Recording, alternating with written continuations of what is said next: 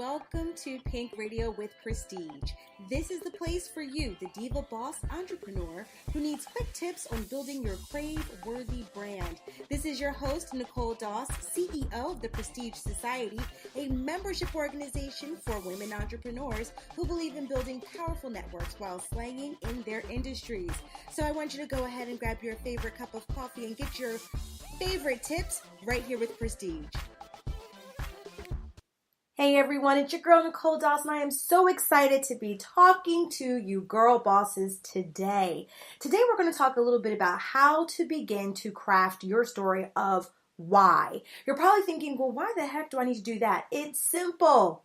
When you think about it, at the end of the day, there are about 6,272 versions of you. That's right. There's 10,000 different event planners. There's over 1 million, if not 1 billion, different authors out there. Forget it. There's about 1 trillion life coaches out there. And yet, this is something that you specifically are very passionate about doing or being.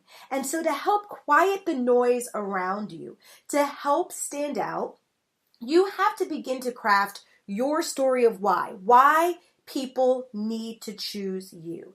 And although I talk about this often to my members within the Prestige Society, I realized this even more as we began to really launch the Pink Boss Academy. And the reason being is that there are tons of programs out there that are designed to help women entrepreneurs or entrepreneurs, period, to win.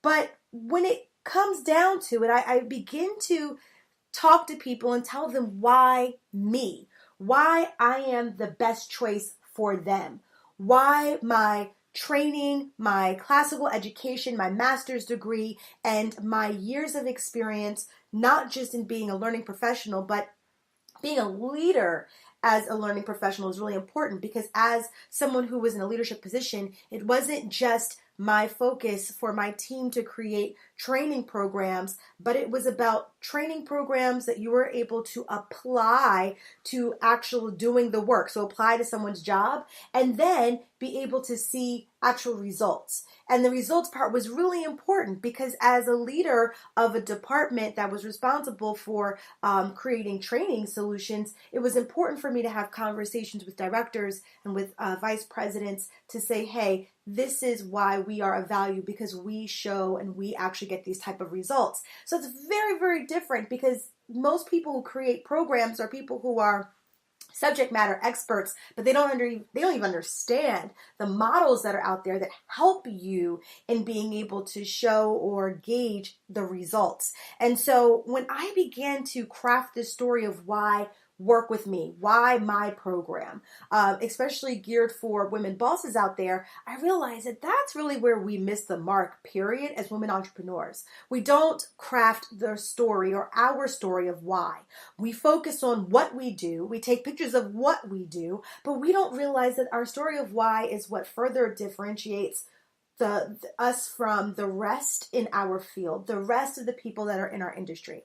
So what I want to do today is give you 4. I know I usually give you 3. Today I'm living on the edge, and I'm going to give you 4 reasons or 4 tips of how you're going to begin to craft your story of why. And so hopefully this helps you. So the first thing I want you guys to do, and this is not part of your 4, but just as a precursor to begin this journey, is I want you to understand the reason of why. So right now, grab your notebooks, grab your pencils, your pens, or type this out, capture this on your phones. I don't care however you do this, but I want you to understand that I want you to really begin to think about this goal. What is it that you really, really, really want to begin to get across to your people? So let's just say and I say your people, I mean your clients, your customers, your potential customers, your followers. That's what I mean by your people, your tribe. So for most of you, it could be as simple as, I want people to buy more from me. Oh, okay, wonderful. If that's what you want, then the question you need to be able to answer is, why should they buy from you? Let's say you want someone to retain your services. Then the question needs to be, why retain your services? So the first thing I want you to do as the pre-work before we begin to talk about the 4 different tips is, first I want you to identify what it is that you want? What is the behavior? What is the action that you want your tribe to be able to do? And the second thing I want you to do is then be able to ask the question of why you. So put in that action of whatever it is you want them to do. So once again, if you own an online boutique and you want your potential customers to buy more from you, then ask the question, why buy from you? Why? Why you? And it could be as simple as you have diverse options of styles and sizes that are true to size. Okay, fine. But you, the person that's behind the brand, why you? And we'll get into that, the person behind the brand, but that's what I want you to write down first. So what's the call to action? And then what is going to be the question that you are answering? So why do you want them to buy from you? Why do you want them to retain your services? Why do you want them to work with you? Whatever the case is, call to action and the question you are going to answer. So I'm going to give you a couple of moments, not very much because this is a podcast, so you can clearly hit pause. So give yourself a few moments to write those two things down, and then we're going to go ahead and get started. So I am currently finishing up a book called Build Your Tribe. And building your tribe is building a platform of connectedness where you have your most loyal customers not only connect with your brand, but connect with each other. And where there is this residual income that you receive because of this very loyal client base. So whether it's through subscriptions, whether it's through just a platform that you create and people buy memberships through, whether it's just through there is this connectedness that then allows people to feel so connected that they constantly buy and represent that brand. That, it could look, your tribe can look in a number of ways. But we talk about in this book 4 different ways that you build your tribe. And the first way that we build your tribe is by building your internal dynamic. And your internal dynamic is the way that you craft and carefully embed through everything that you do, whether it's your lives, the programs that you create, or the services that you offer, or the products that you sell. It's all embedded into your why. So people begin to understand you as the person behind your brand even more. And that is such a necessity, because when you're just a thing, people don't really buy from you. Perfect example was watching Chicago Pink Ink Crew, right? So I'm watching that on VH1, and I noticed that maybe it was Don. Don was wearing, character named Don, one of the tattoo artists, was rocking a sweatshirt that said NMOL. So the reason why that not concerned me, but like piqued my interest was because I have a very close friend who's like family to me. Him and his wife have a clothing company called In My Own Lane, and it's t-shirts, sweatshirts, everything, and basically it's IMOL. So I was really concerned, like, oh my gosh, I hope this isn't in my own lane, but just with an N instead of an I. So I go on to NMOL's website, and it was like so basic. It did not tell me anything. It didn't tell me anything about the movement. It didn't tell me anything. And honestly, the only reason I knew about what NMOL stood for, which was like, I can't even remember, but it was like not living an average life or ordinary life, or not my ordinary life, or something about that nature, was due to Twitter posts. But when I went on to really try to connect with the brand, I couldn't even support it. Like, you could clearly just buy, I could have easily bought a t-shirt that was reasonably priced. I went on the website. I saw the shirts. I could have easily bought a t-shirt for $23. That would have not broken my pockets. But because I couldn't really understand like what it was about, I knew nothing about the creator of this. There was nothing for me to connect to other than me seeing Don wear it. And to be honest with you, I'm not trying to wear something Don just wore, because Don literally just got head on Snapchat on this particular episode where he was wearing the sweatshirt. So I was like not trying to, the only thing I could connect it to was a person who was doing something that I could not support as a wife. So I was like, I don't really know what this is about. And the only reason why I looked up this NMOL was because of my friend who owns a brand In My Own Lane. So why is this important to you as far as you coming out in front of your brand? Because that person in that moment missed a sale. Because the only thing that connected that shirt or that brand or that clothing line was a person who like did something that was disgusting, that I'm like, I don't want to be connected to him. Now imagine this. The designer of this brand probably didn't even know that when Don was going to wear this shirt, because who knows if he sent him this shirt or if Don just saw the shirt and really supported it, that this was something that he was going to, an episode that was going to be connected to this that would turn off someone who could purchase his shirt. So when you don't come out in front of your brand, when you don't really explain to people your why, when people don't understand what you're building, when people don't see what you are actually trying to build and do and create, when you miss an opportunity to create connectedness with your buyers, and now the only thing that's going to connect people will be what people see from others, you really miss out a great opportunity to begin to build a tribe. And so think about it, my fabulous girl bosses. When you are not coming out in front of your brand, like honestly, there are tons of people out here who are hiding behind their brands. I see your products all day long, but I don't see you. I may see even videos of your products, but I don't see you. I don't understand the creator behind this. I don't even know why you've created this or why this is important. You miss a great opportunity because you're not building your story of why. People don't understand what you're doing. You're not Nike. You're not Tory Burch. You're not Victoria's Secrets. You're not a brand that is so big that people just buy you because they like the brand. And so when you're a small business, you have to come out in front of the brand and build the public's awareness of not only the brand itself, but you, which guess what? FYI, you're the brand too. So with this, I'm going to give you 4 steps. So I hope now you understand why you need to come out in front of your brand.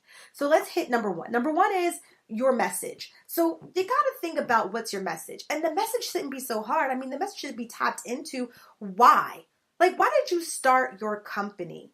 What happened to you? What was it that you were seeing? What was it that you were experiencing? What was it that you were going through? What was it that ignited a passion within you that made you feel like you just could not leave this alone? What was it that made you realize that you had to keep going? What were the moments throughout your career that just kept you going, that said, okay, I'm going to do this, I'm going to knock it out of the park?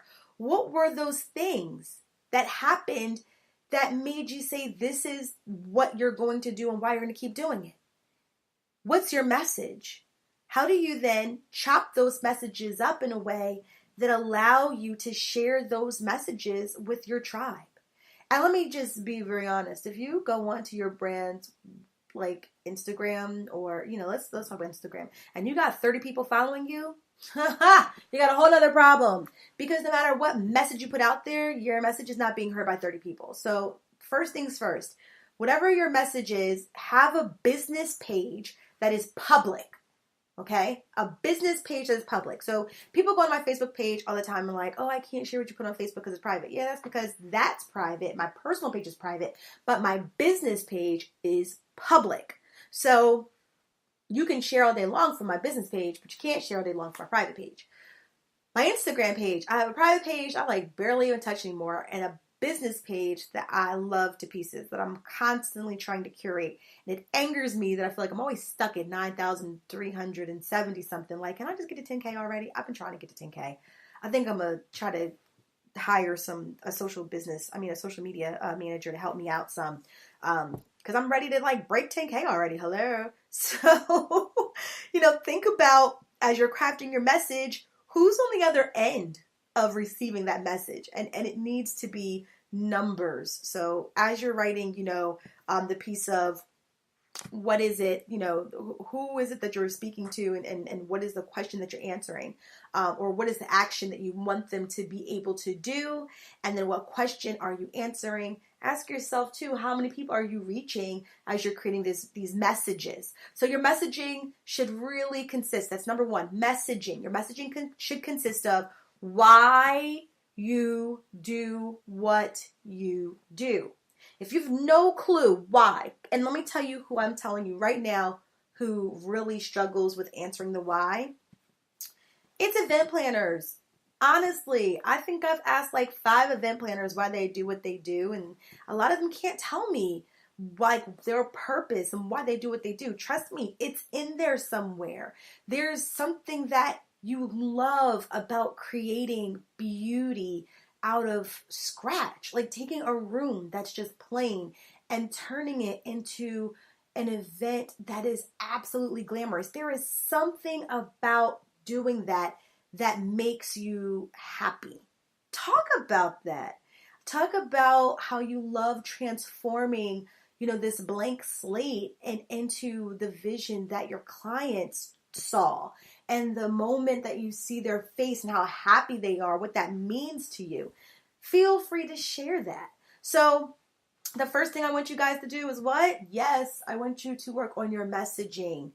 The second thing I want you to do is I want you to think about your platform. And that's going to be the vehicle. So where are you sharing this? And your platforms should be a multimedia mix. What do I mean by that?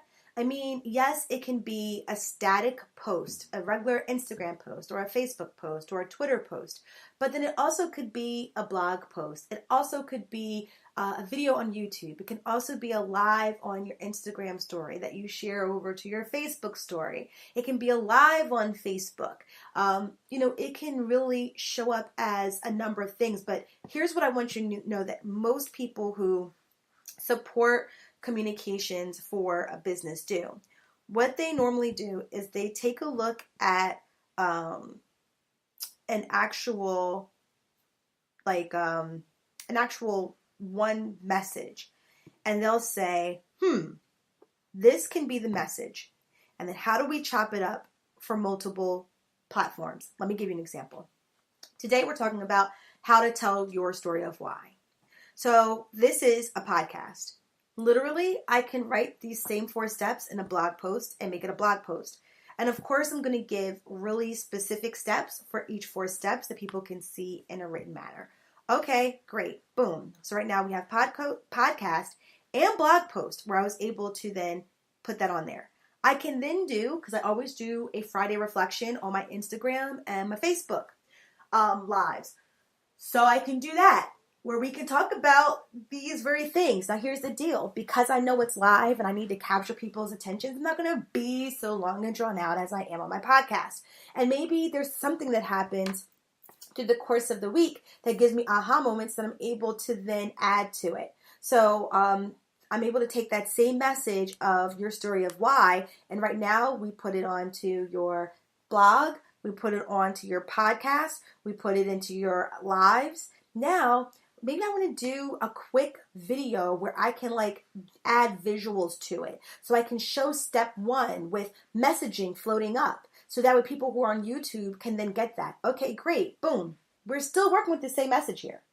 Then let's say I want to do a quote. I love doing a quote. It's always one of the things that I post. I do a quote. I usually do something that I'm selling, and I always do a stock photo for the 3 different variations of my Instagram posts. So I do a quote where I say, if you fail to tell your story of why, you fail to capture your targeted client or your most desired client. Okay, great. There's a post. So I put that post on there, and then I could put more elaboration on that point through the comments. Boom, I'm done. I literally just told you how to do an Instagram post, an Instagram live, Facebook live, YouTube video, a podcast, and a blog. 6 different platforms that are chopped 6 different ways on one post or one message. One message. This is how you focus on your story of why. When you talk about your story of why you got started, you can talk about that in a post, in a live, maybe it's a CEO corner where you take some time and you come out from behind your brand and you do a live with your targeted demographics so they can see you, they can enjoy you. And you can chop it up in many different ways. Think about that for a moment and really start to craft your messaging of what your story of why is going to be. And it could be a series of why, because at the end of the day, it needs to live on your about us on your website. It should be something that is embedded in your marketing material. All of the different things you can think about. So what I want you to do is I want you to hit pause and I want you to think about your messaging. What will your message be? So remember, the first thing is, what's the call of action that you want to have for your targeted group? What's going to be the question? Remember, the question is, well, why should I buy from you? Why should I retain your services? This is what your targeted market's going to be asking you, right? And so your first thing on your messaging of your story of what your story of why is going to be, that should begin to answer. Remember, begin is this right thing. Should begin to answer that question, and your platform is going to be the vehicle of how you're going to create that very targeted messaging on each platform. So as you answer number one, for number two, I want you to answer what you're going to say on which platform. Okay? Great. Now it's number three, which is your delivery. And this is about you and your authentic tone. Who are you as your brand? As your brand's ambassador, the first brand ambassador that your company has ever had. Who are you? Are you straightforward, straight no chaser? Are you understanding, loving, and kind?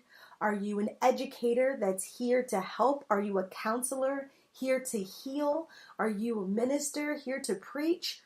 Who are you behind your brand? And begin to craft the authenticity of your voice so that people can begin to understand who you are and begin to really relate to who you are behind your brand.